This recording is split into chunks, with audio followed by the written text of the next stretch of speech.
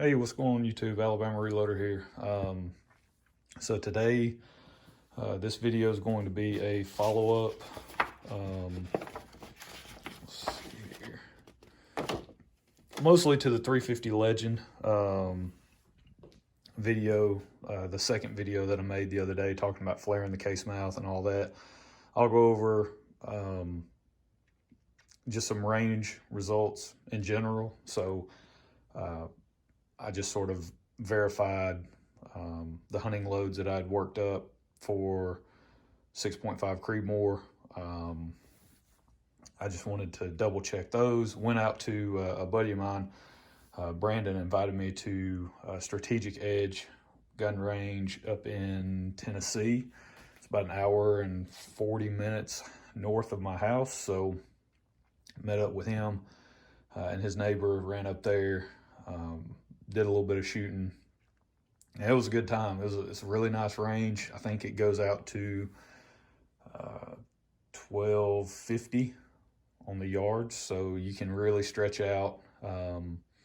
You can shoot, pretty good ways out there. Guests, if you're not a member, guests are only allowed to shoot out to 500. So, that was one of the things. But I didn't really take anything. I didn't have anything worked up. Didn't have any loads in the 338. Lapua Magnum worked up. Nothing in the 6.5 Creedmoor worked up in terms of wanting to shoot that far, right? I mostly have hunting loads developed. I just don't have any loads for any of my rifles right now where I would want to validate its performance out to that distance. So I didn't take anything to shoot that far, so I stuck to 100. That was the furthest I shot. I took the Winchester XPR 350 Legend, and then my Savage 110 Tactical and 6.5 Creedmoor, and then also the Remington 700 Mountain rifle in 308. And the latest little addition to the gun family, I came across a Ruger M77 357 Magnum. So that's a pretty cool little handy bolt action rifle shooting a pistol cartridge. So that was pretty cool. So I took that as well and just put a few rounds through it with iron sights. It was fun. But the purpose of this really is to kind of go over the results of the 350 Legend. The main priority, the top priority, was to get the velocity data for I ended up loading up 4 different powders. And so I'll just talk about this target really quick. Basically just, this is some factory ammo. The 150 grain, the Winchester, I think it's like the Deer XP or whatever it is. I had a few rounds of that. I think I got 4 left, so I'll use that. If I take it into the woods, I'll just use that to hunt with.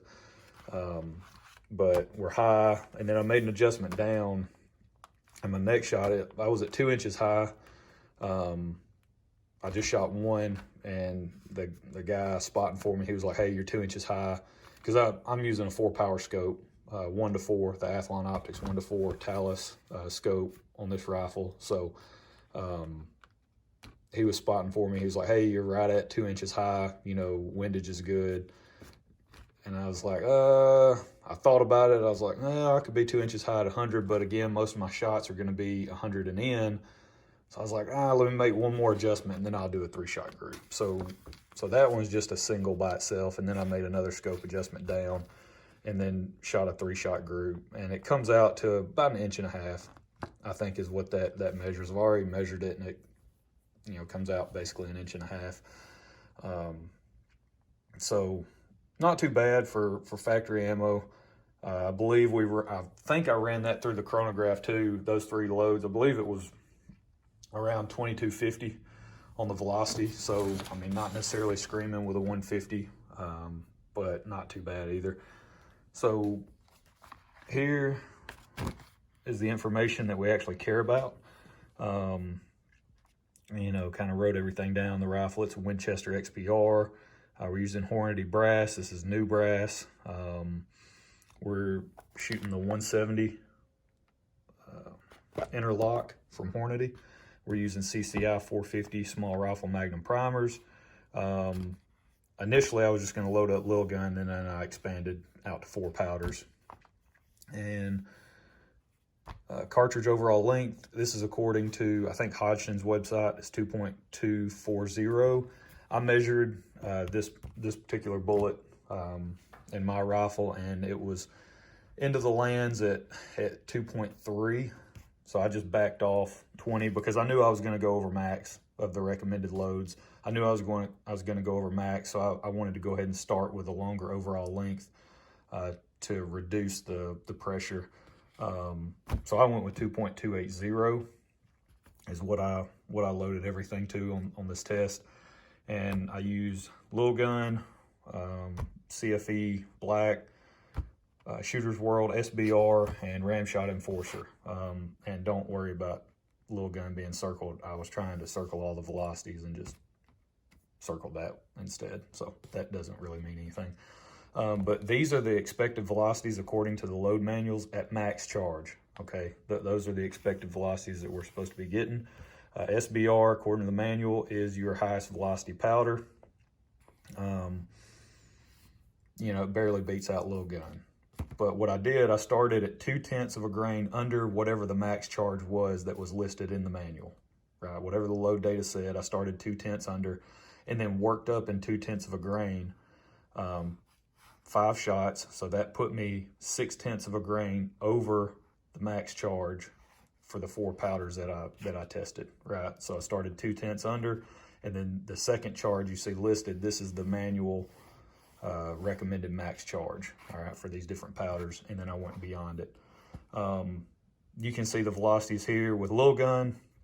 You know, with Lil Gun, we blew our velocity target out of the water. I mean, we were almost to 2,500 feet per second with the max charge. Max charge was 27.9, and we were almost at 2,500 feet per second. But the biggest issue that you'll see a lot of people talk about with Lil Gun is just the variability of it. And you can clearly see that here. You know, you go from 2411, and then you jump 81 feet per second on the next round, and then you drop back down, and then you drop down again, and then you're back up 2455. You know, where typically what you would like to see is a little more of an incremental increase in velocity. And that would kind of make you feel a little more comfortable about possibly going with that particular powder. But in this case, I mean, it slammed some velocity. We were really pushing it. And then CFE, I knew this was going to be a low velocity, you know, against the other powders. I knew it would be a lower velocity, but you get really good case fill. I believe it's compressed charge at that 2.24 overall length. And so velocities here, we almost got to 2,100. I just wanted to load that up just to see what it would look like. SBR performed really well. You know, this is one of those things where it's like, all right, you kind of start to see that increase. And then on the very last charge, you know, you're back down to 2335. So that's the type of incremental, you know, you want to jump a little bit higher than that, but you're only going 0.2 of a grain. So you're not looking for wild swings in velocity here. And then same thing with Ramshot Enforcer. It did a really good job. I've been really impressed with this powder. In 300 Blackout, it worked great. And then here again in 350 Legend, you know, we were right on the money basically for our expected velocity. We were just over it with the max charge. And then, you know, just minor increases in velocity after that. So I definitely, what I'm going to do, I'm going to load up some 5-shot test groups with Lil Gun, SBR, and Enforcer. I mean, Lil Gun, I do like the velocities that I'm getting with Lil Gun, but again, it's that variability that a lot of people complain about, and we saw that. Hold on 2 seconds. Let me get you over here. We saw that here with, yeah, when we were doing our 300 Blackout testing, if you'll remember that. You know, that was, let's see. That was good velocity numbers. That was the best velocity number. Well, CFE BLK actually had the best. But this would have given us a lot of room to operate to adjust that load.